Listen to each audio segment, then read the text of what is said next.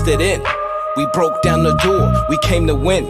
TLA Season 4, it's a whole new game. We the agents of change, whole new scope with a whole new range. It didn't exist, so we built our own lane. We all knew the risk, it's a cold ass game. But first and foremost, we reppin' the fans because we nothing but fans living out our dreams. Crossing the pond with these 32 teams. There's only one road and there's only 5 kings. Welcome to 32 Kings Road, hosted by the League Ambassadors. I'm Ambassador Kenny Ken, and it is my pleasure to be here today with my brothers. This is episode 73 of our podcast, 32 Kings Road. As a reminder, you can follow us everywhere on social media. Our handle is at The League AM. You can also check out our website, theleagueam.com. Please pay special attention to our on-site blog, Diplomatic Immunity, where fans of all colors, creeds, and kinds can speak your piece about anything in the world of sports. Also, please subscribe to and follow our and rate our YouTube channel, League Ambassadors. We've got a good show today. We're going to continue our NFL International Series preview, talk a little bit about the Houston Texans and the Jacksonville Jaguars. We've also got our segment, the S. Carter Collection, which should be interesting. We've also got some football tea. We're going to also bring back and check in on our Secure the Bag segment, which was a new segment that we brought out this year to talk about NFL players who have an opportunity to make some good money. But first, hey, before that, man, shout out to Flirt Cobain. I know he's a crazy motherfucker, but keep putting in that work. On the blog. Yeah. He had some special words for a specific fan base. Listen, Red O is our most popular ambassador by far. He is the only one that gets personal love letters through Diplomatic Community. Listen, man, I don't deserve none of it. I'm sipping on Pale Ale, that's to be determined. And also sipping on a little bit of Oak Heart. And I'm also sipping on soup. Because that's going to be the food, not by choice, but mandated if Brandon cooks. Oh, I knew you. If Brandon Leave cooks, that man alone. Listen, he is approaching Troy Aikman level. He's past Troy Aikman, and he's into Scary Terry levels. Okay, this is his 4th concussion since Super Bowl 52, and enough's enough, brother. Tell the truth. Oh man, Deb, what you sipping on, sir? I'm sipping on some borrowed Oak Heart. Give it back. Yeah, Indian give it back. That's what Ryan Pace is saying too. Y'all gonna leave me the fuck alone tonight. Hey, what is Chicago? Never mind, we're not going that route. We're not going that route. You already said Indian giver. That's enough. I know, right? I'm sipping on football Sundays and drinking way too much, and 40-year-olds wrestling. I had to miss work Monday because a good buddy of ours decided that he needed to egg me on so much that we needed to wrestle because his ego got broke. Got slammed, but now my fucking knee hurts. I got bruises on my arm. I witnessed it. Shit was wild, B. Poe crazy. Poe was wild crazy. I had to stay home and ice up. And they said you won. Right. He also lost. There's a video. Red O, what you sipping on, sir? Welcome back. We missed you last week. We really did. I'm sipping. I'm sipping on. But we gonna catch you this week. I tried to evade. I'm sipping on a little Oak Heart also. This one ain't borrowed. But what I'm also sipping on is the term, the past is prologue. And if the past is prologue, then I am highly prepared for what is going on now. Because at this point in time in the past, for most of my life, the only thing I have left in sports is the Lakers. And that's all I got left. The end. Kev, what you sipping on, baby? Please cheer us up, Tom. Gentlemen, welcome back, Redo. Yeah.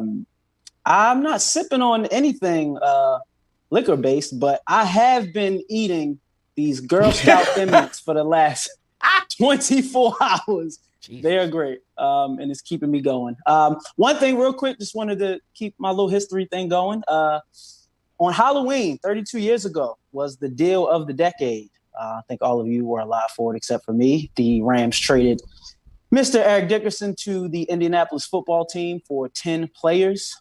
And I think that's relevant to bring up on today's trade deadline, whether we got the action we were looking for or not.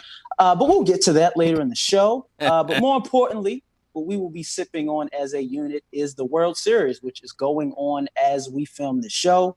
The Astros currently lead the series 3-2 after the Nets came out on that streak to win the first two games. So let's throw a couple questions out to the group. This could very well be the last time we talk baseball for a long time, depending on how this game goes. But we'll start here. So, you have the game up, though, Kev? Do I have the... It's 3-2, top of the sixth. Okay. Verlander got chased. Okay. Home runs. Well, we will also get there. The questions I'll ask you guys. But for baseball, and I guess for the spectacle that is or should be the World Series, do you guys think that the sideshows or the off-the-field stories, whether that's Donald Trump getting booed at the game at Nationals Park, the responses to him getting booed or lack thereof, from the Astros firing their GM the first week to social media to the Minnesota Twins that was sitting behind home plate. Do you guys think any of this has or should it help Major League Baseball in the way that it's helped other sports finals like we've seen in the NBA or just the hype that's around the Super Bowl? Do you guys think any of this helped Major League Baseball at all when it's said and done? I absolutely do, because they need as much help as they can get. They are, I believe it was our first season of confirmation bias. We talked about the dying entity that is baseball.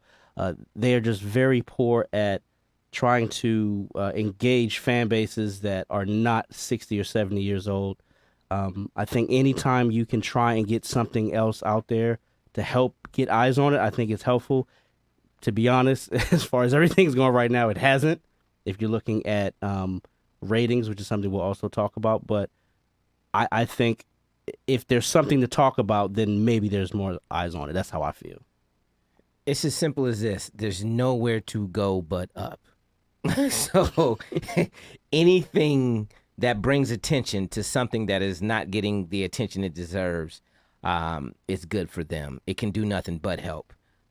So the way I see it is they need to learn how to be attention whores even more. It's something that they just need to learn how to do. I don't think they're actually seeking the attention. This kind of shit's just happening. Yeah, that's my point. It'd be different. They need to figure out how to be attention whores, because they're not. Everyone else is. Now, would you feel different if they were doing these things and was like, come on, son? Or because I think all this shit is organic. Yeah, but you can. A lot of stuff happens organically that is pushed along. You know what I mean? So like, you think those tickets were bought for those Minnesota Twins on purpose? I think that shit was awesome. I think that was 100. Yeah, they were on their own mission. But I'm just saying, like, they can learn from these things though, and like there's things they can do. They just don't. It seems like they don't even try. I think the answer to your question, Kevin, is no. None of these things are helping. Devin had touched on it. I'm just going to step in it. This World Series is on track to be the lowest rated World Series ever. Yep. Point blank, period. And yes, some of that has to do with the fact that the teams competing are based in Washington, D.C. and in Houston, Texans. But these are two very good teams. And from a baseball perspective, this is a good and has turned out to be an even great series. But no, none of this is helping because, do you think as you it's said, bad Devin, for it, though? It doesn't matter. I think it doesn't matter. I think it doesn't matter. I think that it doesn't matter because no one's watching it, no one will watch it, and because, like you said, which we've touched on years ago, baseball's got bigger. Change. Yeah, baseball's got bigger fish to fry, and they get bigger every year. Yeah, and if anything, I think it's a missed opportunity. But as we say about anything in this country, NASCAR, Popeyes, we're looking at you. Black Twitter could make all of these problems go away, especially in cities. You got a city like DC, Chocolate City, and Houston. Just you look at, and even the NBA, just as much as relevant as it is in predominantly Black culture, I think that everything that happens in between those games, stuff that happens on social media, on Twitter, makes these events even more appealing, and that's something that baseball doesn't have. But getting to the field, as Kenyon mentioned, Verlander has indeed been snatched, if that's correct. Question I have for the two starting pitchers, regarding two starting pitchers, Justin Verlander and Steven Strasburg, is whose legacy needs this W tonight more? Outside of which team, obviously, the Nats had their backs to the wall, but which pitcher needs this W more for their legacy? I think you stay with the Nats, and it's definitely Steven Strasburg. Steven Strasburg came into the league highly touted. He was in the Hall of Fame before he even threw a pitch, and he hasn't been able to have a moment in his rookie season. He needed Tommy John surgery, which I think we've come to accept as being a rite of passage For pitchers because they come back stronger now. Because they start pitching early, so that repetitive motion basically it leads to them needing to have the surgery. And he's needed a moment, and this can be, should be, might be at this point. It might be that moment. And because Verlander's had his moment. Verlander has, exactly. And that's where the difference comes in, is when you have that moment and you show and prove, there's no longer nothing left for you to prove. Strasburg needs the moment. Yeah. Well, I disagree because I don't think Verlander had that moment. It came, but he did not take advantage of it. Justin Verlander is 0-5 and on his way to be 0-6 if things hold up in World Series games. So he's just a lucky Kershaw?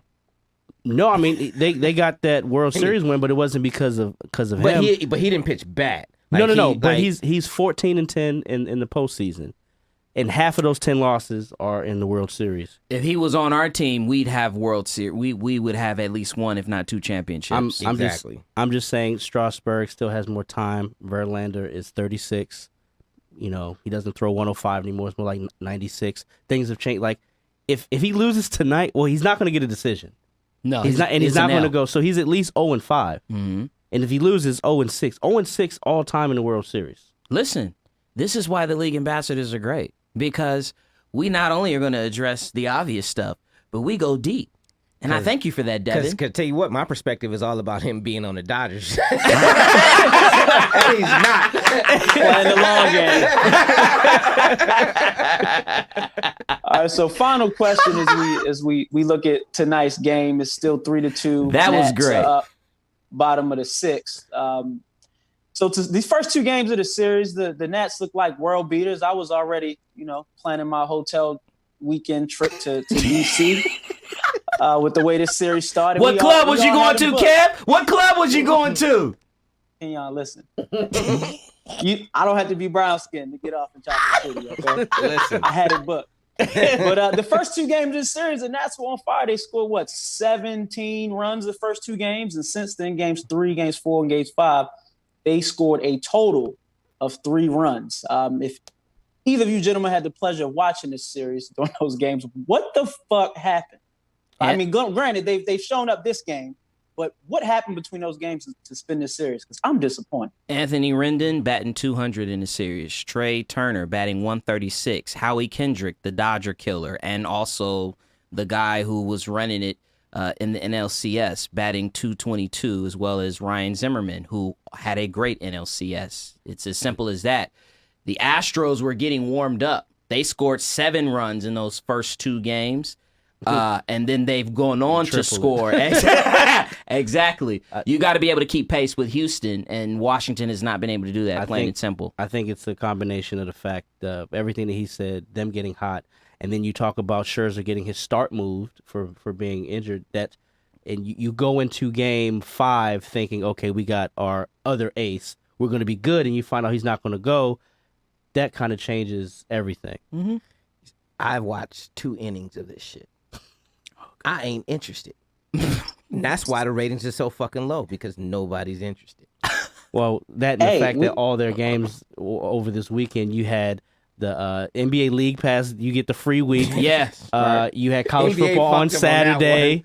You had 3 different fight cards on Saturday, and then they had the nerve to play a game during Sunday. That's NFL. a great, Devin. That's a really. But it's the World Series, man. It should count more. It should, but It should, doesn't. but it doesn't. And that again speaks to There was the some original. great fights this weekend. That speaks to the original question, which is: listen, baseball's got some changes to make. Number one, but then number two, other leagues they sense it because normally what happens in a situation like this, for example, let's use the NBA or let's use even boxing, for example. It's like, the first thing you do is you look at what else is going on in the world of sports. We don't want to bump up against that. It's called arrogance. No one has any respect for the World Series At all. And they showing it. And the boxing cards were 3 different networks. It was two apps and a network that's dying. And look at the Sunday night game because they have the ability to schedule these Don't games. go against the Packers. Listen, they scheduled the Packers and Pat Mahomes. And remember, this is going preseason. Pat Mahomes, Kansas City Chiefs, who went to the AFC Championship the year before. So clearly the NFL didn't give 2 fucks about and then half of these games are on fucking FS1 instead of Fox. So it doesn't make sense that it's not on Fox. They just shooting themselves in the foot. yeah. So As it applies to everything in life, like Kenyon said earlier, adapt or die. And baseball's got a choice to make. They have shown All right, zero let's get out of ability this. to Save adapt. us, save us. I mean, I think that was good, Kevin. I think we didn't That was talk great. about I just Agent come on. Orange. We got some other things we need to talk about. Let's get to our moments in Hendek. We won't be here very long because this is a very simple question. We're going to do it for both teams, and we'll splash in a little S. Carter collection in the middle. This Sunday, this will be the 4th and final match in the UK. Shout out to the UK. Shout out to Ryan Ingham, the Inghams. Shout out to We Love Leeds. Shout out to Fuller's Brewery and One more Pub. time. Yeah, shout out to Fuller's Brewery and Pub. The final game here at Wembley, it'll be the AFC South combatants, the Houston Texans versus the Jacksonville Jaguars. This will be their second match this season. Week 2, the Texans won an ugly game, 13-12. This will be Houston's first time in the UK.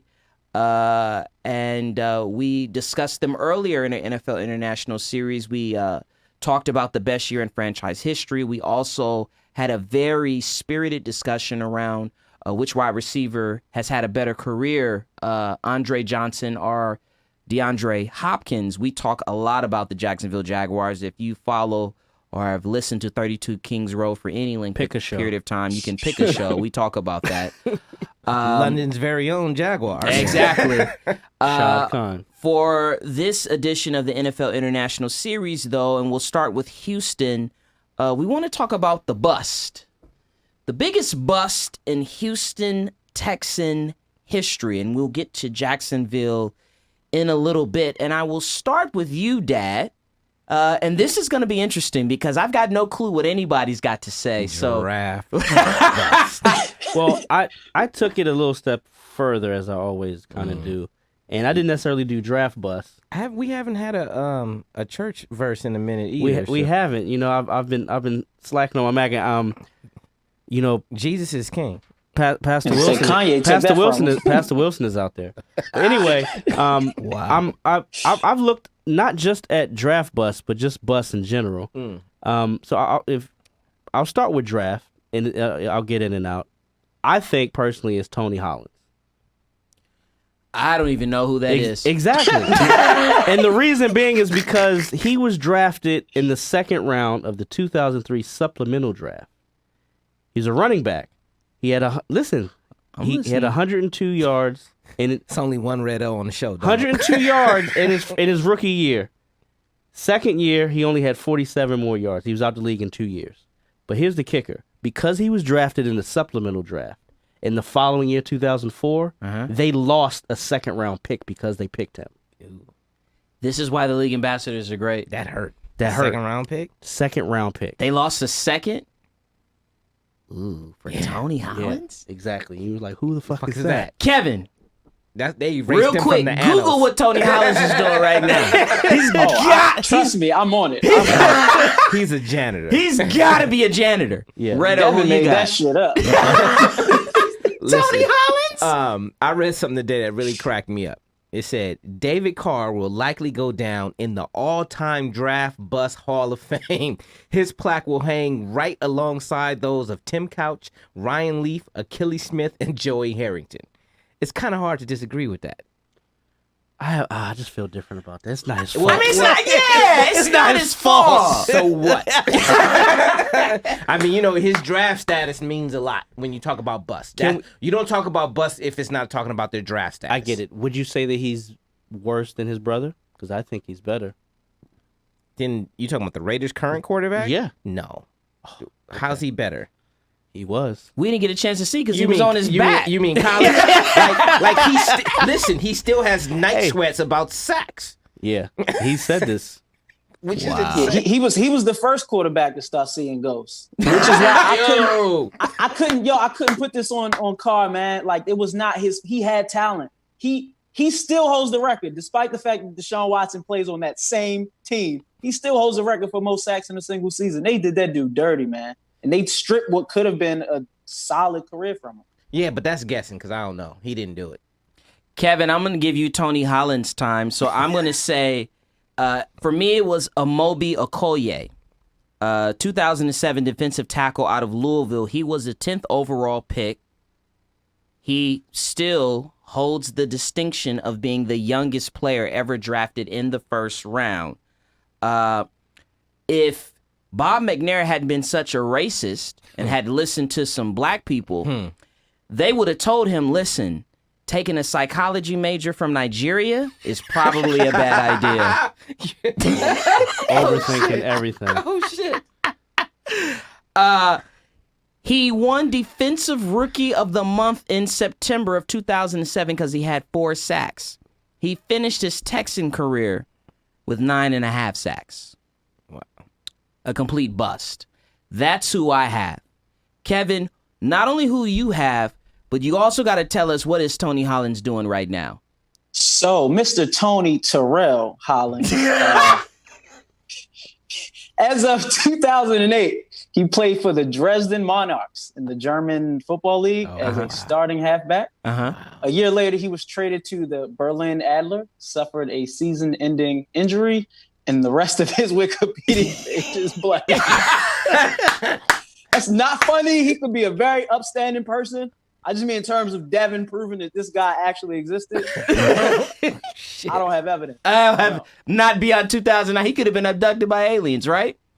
None of us but Devin would know. That's why I'm here, baby.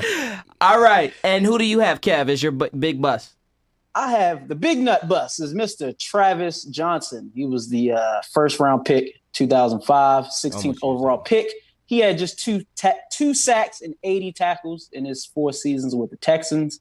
What made his draft, him being selected, even worse was that the Texans originally had the 13th pick. Then they traded back to 16, and they watched guys like Thomas Davis, Derek Johnson, Aaron fucking Rodgers, even though they thought they had their quarterback in Carr, Jonathan Babineau, Justin Tuck, Trent Cole, all these guys who were serviceable in the NFL come off the board. Wow. But they stuck with Johnson. Wait a minute.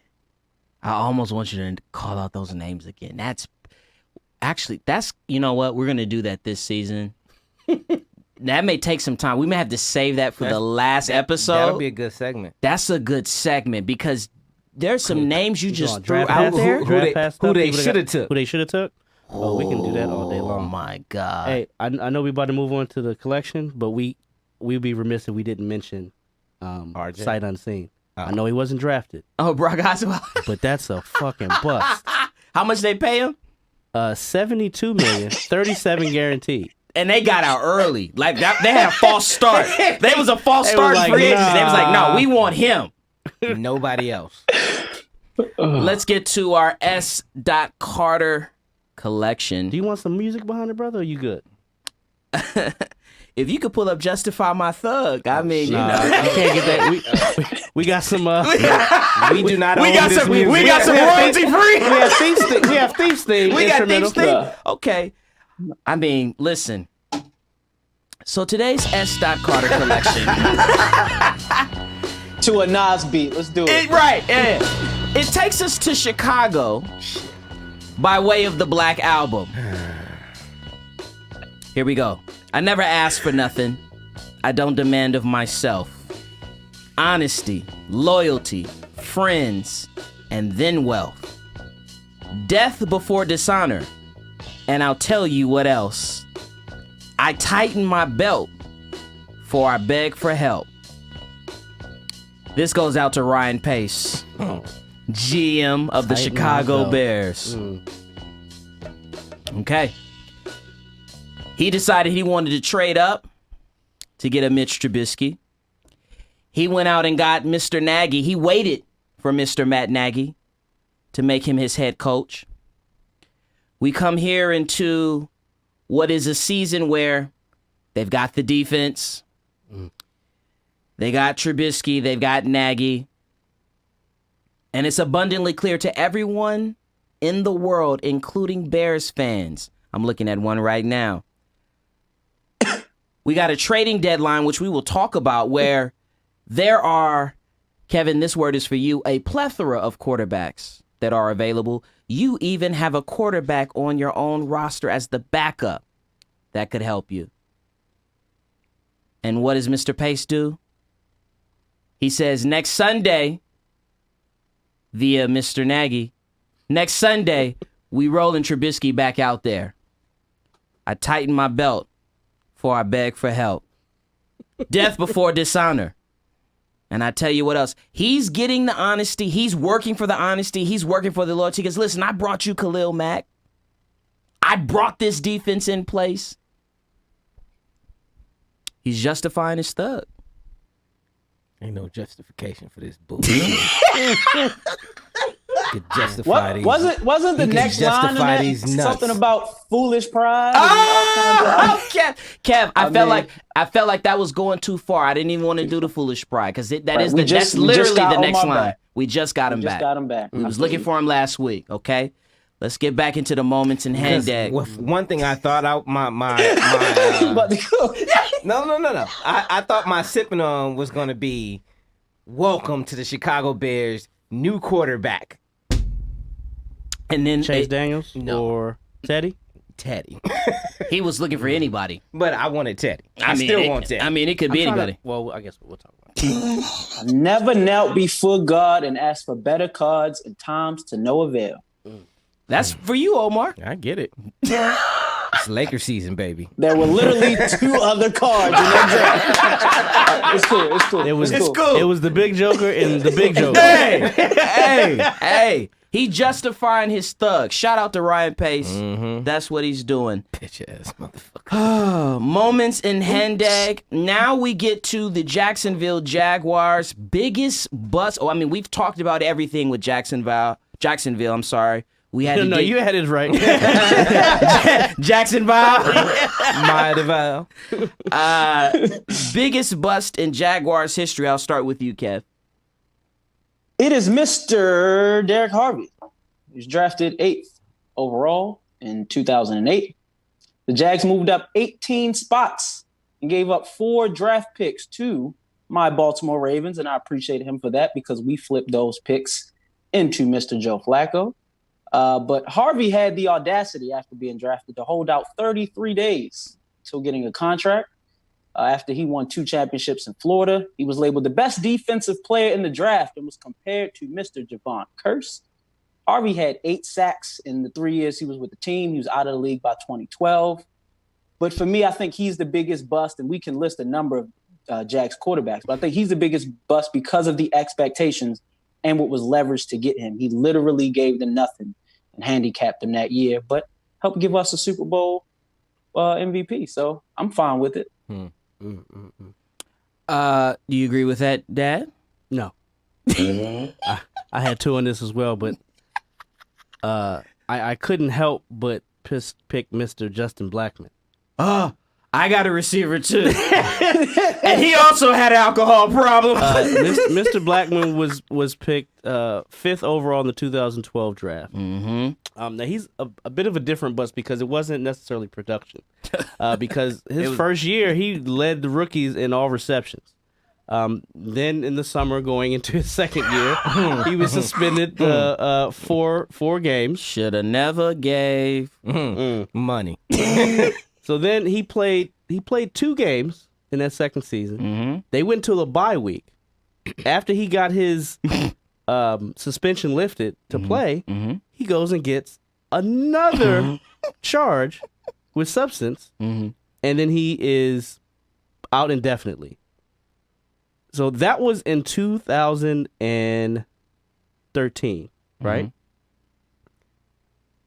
2 years later, still out the league, he winds up being put on something called the confidential negotiating list for the Canadian football team, the Toronto Argonauts, in the summer of 2015. And the NFL said, nah, they rescinded that shit, which is something I didn't know they could do. They were like, no, we disallowed that shit. You can't be on that list. 3 months later after that, he got caught with another DUI and was sentenced to a year in prison. Till this day, shout out to Deontay he still Wilder. remains on the Jaguars roster. Like he doesn't count against the 53. Oh, he's on but they have rights to him. Really? Yes. If you go to his footballreference.com, it just says 2014, 15, 16, 17, 18, 19. Did not play. Wow. I don't know how you beat that. Listen, let me tell you something, man. Devin Johnson, work must be quiet, huh, brother? The motherfucker on injured reserve from wrestling.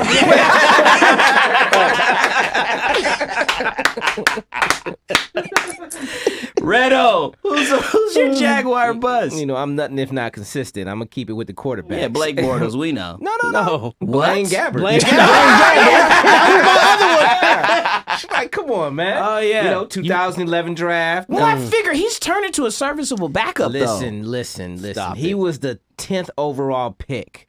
He came out from Missouri, strong arm, big size, you know, plenty of college experience. Who was the quarterback that preceded him in Missouri? I don't know. He's your quarterback, Chase Daniels. though. Good call. Wow, Devin is on fire. I'm on it. He need more injuries. No, I fucking don't.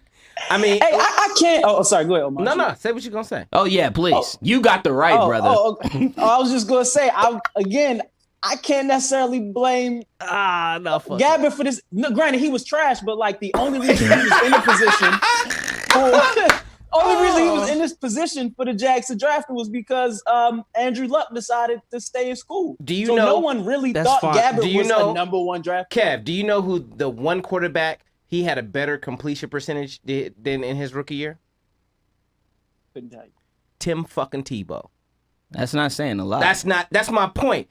There's only one quarterback, and Tim Tebow really ain't a fucking quarterback. And so yeah. really, he had That the quarterback. worst. That quarterback But class who was expected that from trash. him? No. And Jack the Del other, Rio. but that just all that means, Kev, is that Jacksonville didn't have to take him at 10. Yes, they. You're right. They didn't. But that draft was absolutely shit. After Cam, which was the number 1 pick. Yep. I think the next quarterback taken was Jake Locker. Then they took Gabbert, and then I think after that, Ponder came off the board, Yeah. and then it was He's just gone. it's just a bunch of terrible shit. He after was that. 5-22 after 3 seasons, and then he was traded. He was traded to the 49ers for a 6th-round pick. He's a serviceable backup. He was garbage. Nobody bro. made them draft him. There are But- 23 other positions on the field they could have addressed. That's my point. Bring it back to Chase Daniels. The reason why I brought that up is because Chase was prolific in Because college. Chase should be starting right now. He should be as well. But Chase threw like 39 or 36 touchdowns his senior year. Yeah. In the spread offense. This motherfucker comes back in his year after Chase and throws 15 touchdowns in the spread. And they still drafted him 10th. That's Gene Smith. If you don't produce in college, He lost 14 fumbles his rookie year. Quarterback losing 14 fumbles? He has sweaty palms. Yeah, more than that. Spaghetti.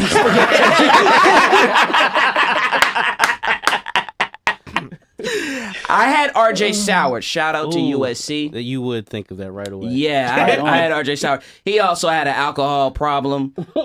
He didn't play much past his rookie year. They did take him in the first round, which was interesting because it wasn't like he was the greatest receiver at USC.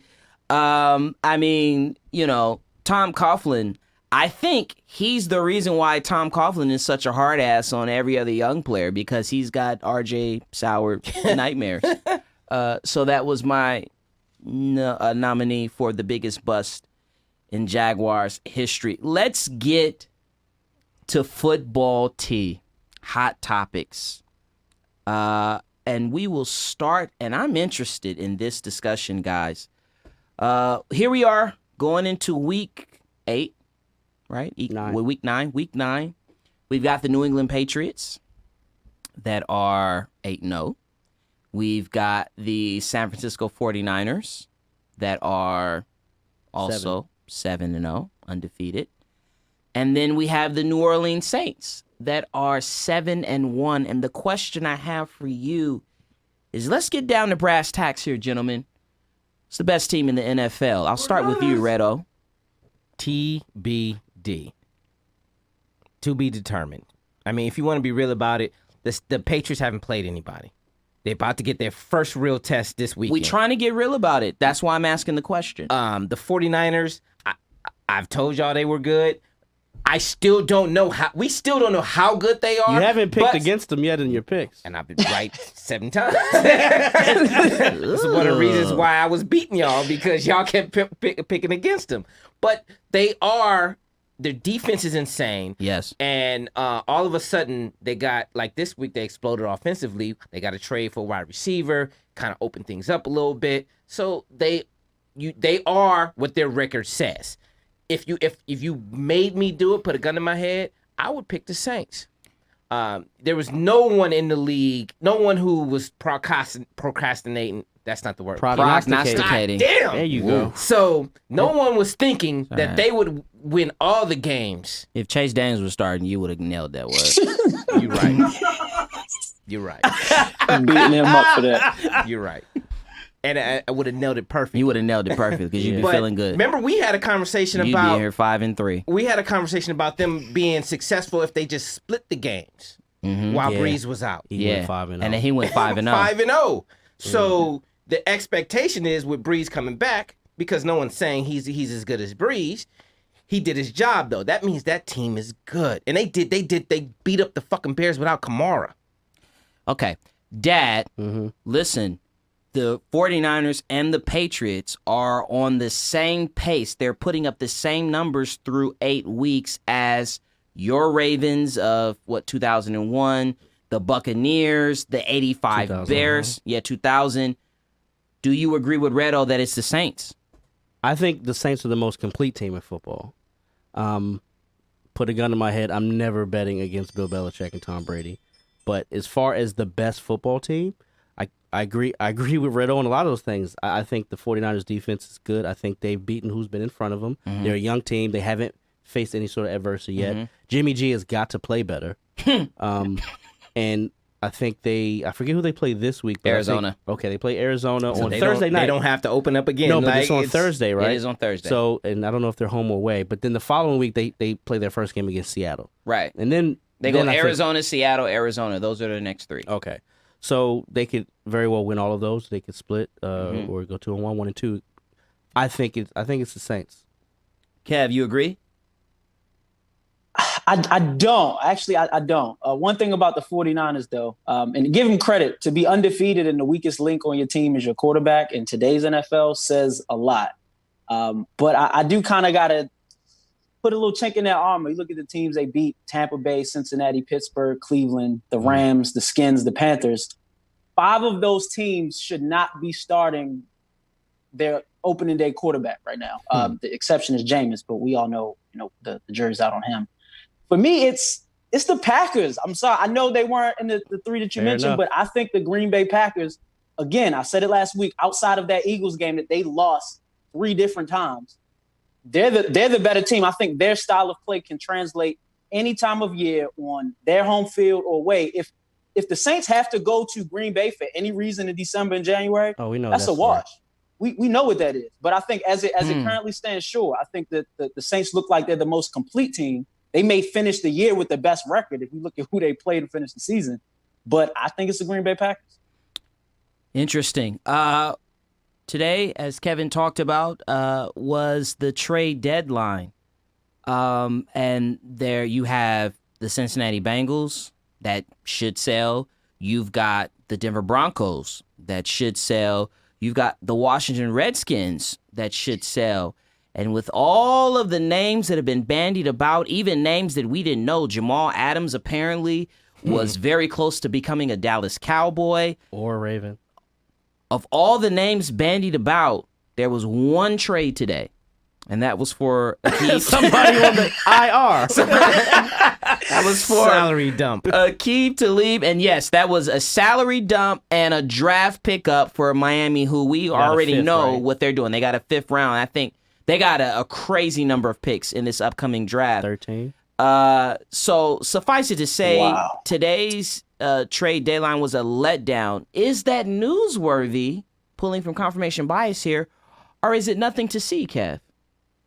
It's newsworthy, but if this is what we get from Devin, who's injured on the show, I can only imagine what injured Aqib Talib is like running around in Miami. That boy going to be crazy. But yeah, I definitely think it's newsworthy because of some of the names. Like the fact that Trent Williams decided to report to this Washington football team. He's not playing. I would love to see him. He's not going to play, but just the fact that he, decided to end the holdout, I would have loved to see him get out of that situation.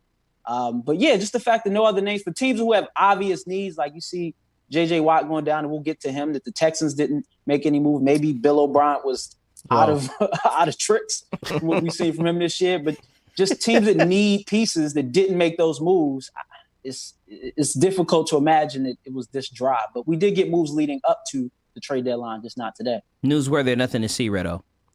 I believe it's nothing to see here. It's not like the NFL trade deadline is always something. I think we thought it was going to be because we thought the NFL was realizing that the NBA gets it right. It's always exciting. Right. But it was more interesting leading up to it than. But this is normal for the NFL. The trade deadline is usually quiet. Shifting gears, Dev, I'll stay with you. Bill Belichick, 300 wins this week. Is he the greatest of all time? Yeah. Yes, he is. I'm sorry. It still hurt him a little bit. No, I respect Belichick. I mean, he's a Maryland kid, most accomplished. He's the best at making adjustments.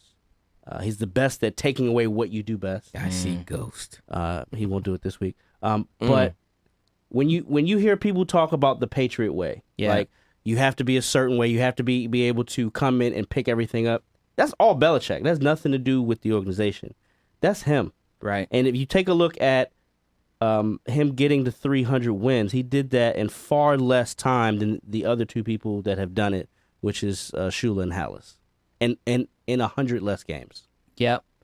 Will he press on without Brady, Redo, you think? If he gets a quarterback that he believes can win with. If it's not, I don't think he does it. I don't believe he wants to damage his legacy.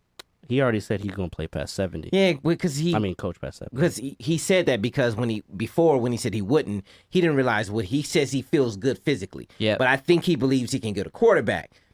If he doesn't have a quarterback, he's not going to be coaching to lose. It's not happening. He don't need that. Just don't let him get Teddy Bridgewater. Shit.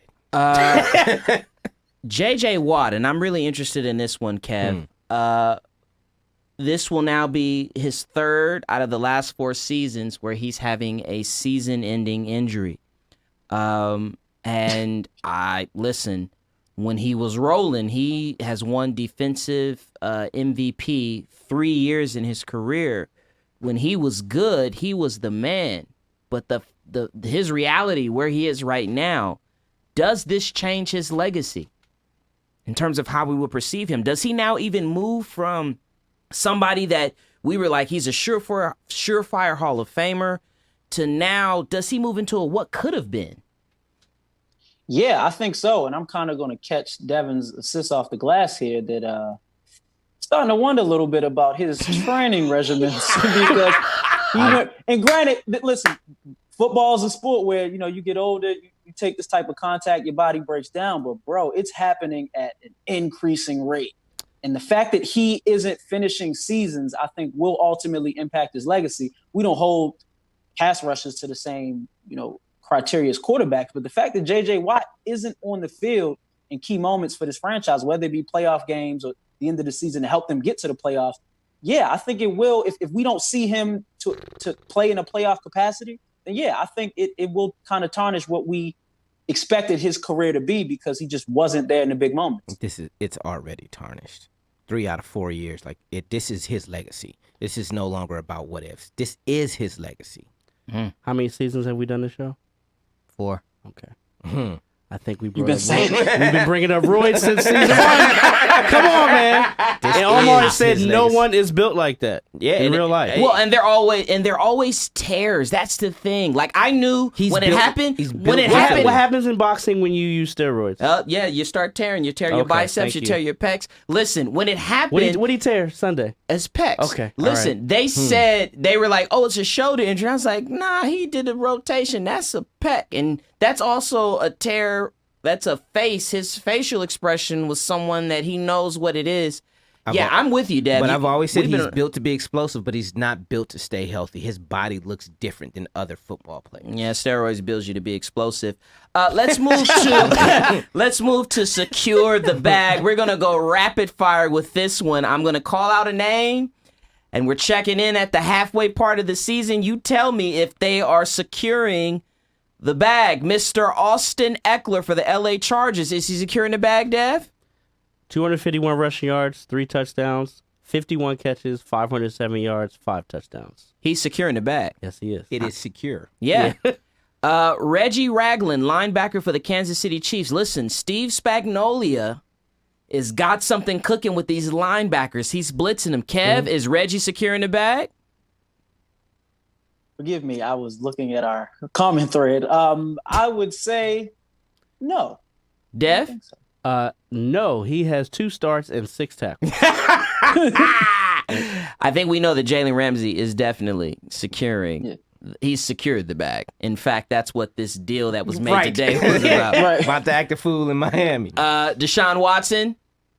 Yes. They don't have a choice. Tyler Eifert? Jury is still out. You're still holding out hope. He started slow. Last week, he had 9 targets, 6 catches, 74 yards. And the new quarterback is probably going to throw to the tight end. That's the only Listen, I knew you were going new quarterback. I didn't know which way you were going. You're like, eh. Listen, but Ryan Finley, you're here. You heard it here first. Ryan Finley, Zach Taylor likes him a lot. He's a big part of the reason why Andy Dalton will probably be a Chicago Bear next season. Greg Robinson, That's offensive tackle I didn't blink. for the Cleveland Browns, got benched. I'm just going to go out on a limb and say if you got benched in the middle of the bag, you're not securing it. For a team that has offensive line struggles, $7 million contract. Kevin's favorite wide receiver outside of Hollywood Brown, Robbie Anderson. Is he securing the bag, Kev? He's getting the hell out of New York. So I would say that's the equivalent. Yes. Kenyon Drake just got traded to the Arizona Cardinals. Red O, is he securing the bag? We shall see, said the blind man to his deaf daughter over the telephone. What is wrong with David Johnson? Everything. Something. Everything. Wrist, back, he ankles. got rescued from Miami, as I hope. He's about to get a shot, though. Yeah. Dak Prescott. The bag is getting lower and lower. He will still get a bag. Is this paper or plastic? It's just not the bag he wanted. I don't even think we need to talk about Eli Manning. He's got a different type of bag That was secured. bail money anyway.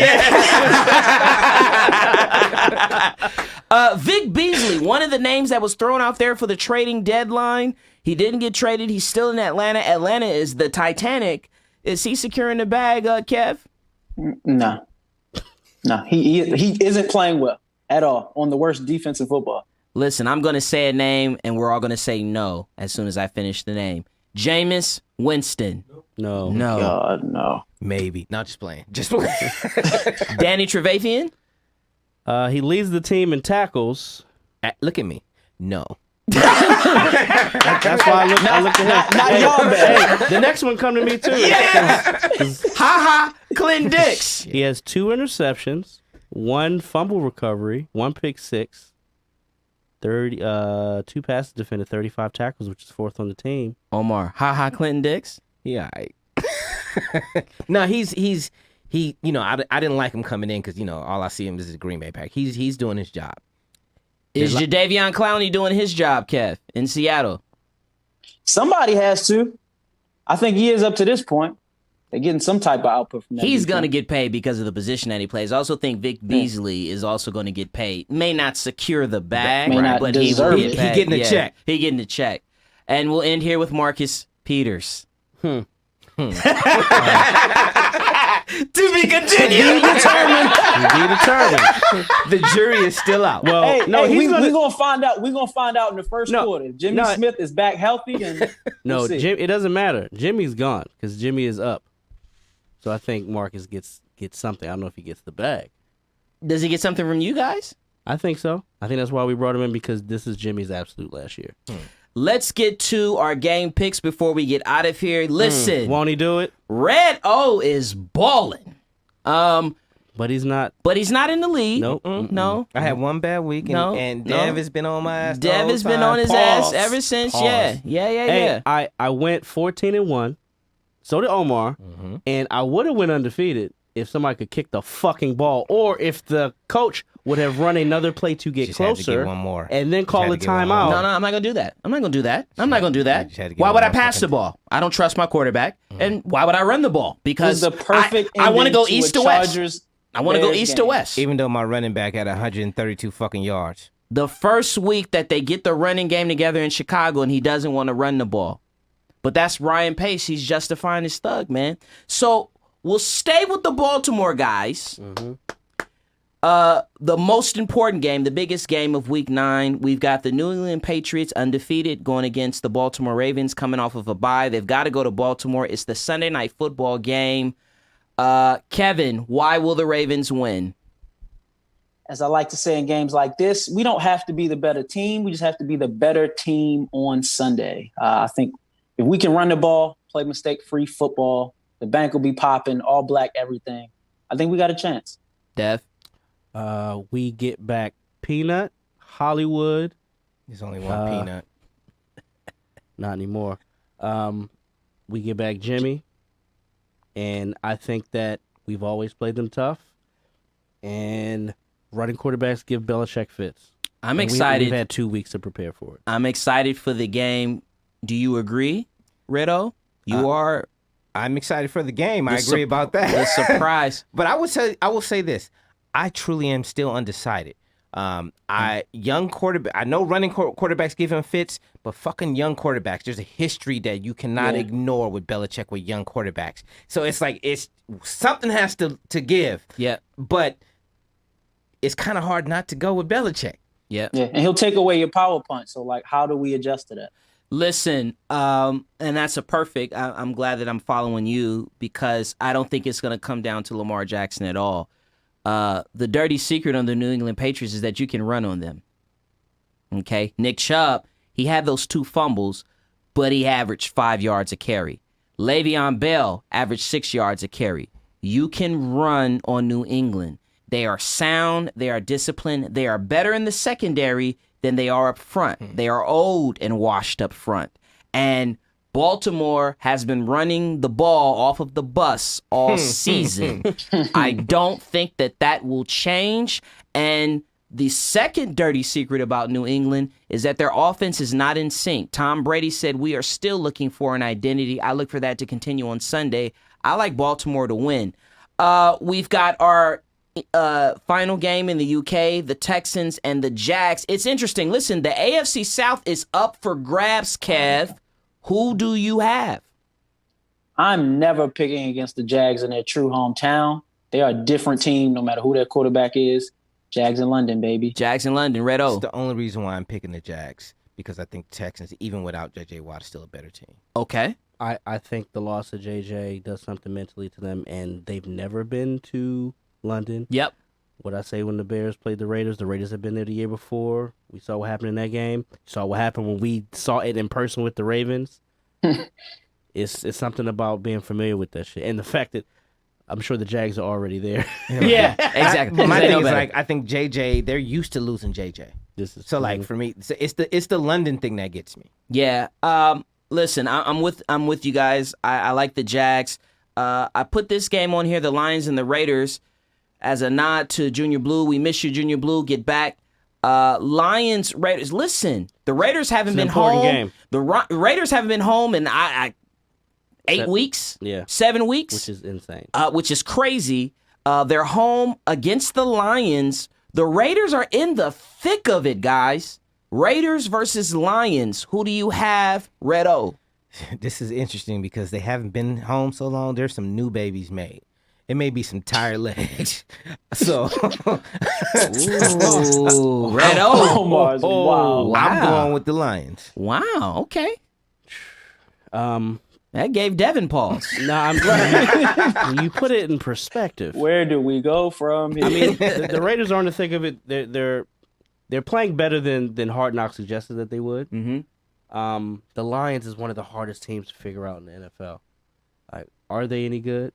Will they finish? Matt Stafford's having a great season. So you trying to convince Kenyon of that? I think he knows for a fact. 11-5, baby. I'm gonna say the Lions. Okay, Kev. Raiders. Yeah, I'm Subject to change. Yeah, might change. I like the Raiders as well. They've lost a lot on their defensive front. Darius Slay was in the news as potentially being traded. I like what John Gruden is doing up there in Oakland. This has been another episode of 32 Kings Road. As a reminder, follow us everywhere on social media. Our handle is @TheLeagueAM. Shout out to Nutso. Shout out to Breezy, who had a very, very, very good article talking about the umpires. And I know we talked a lot about umpires in baseball and why baseball is struggling. They did it again tonight. Oh boy! What's the score? 5-2 Nats in the 8th. It's going to 7. Anyway, follow us on social media everywhere. Our handle is @TheLeagueAM. Check out our YouTube channel, The League Ambassadors, our website, theleagueam.com. We will see you next week. Cheerio. Yo. Blackbirds, baby.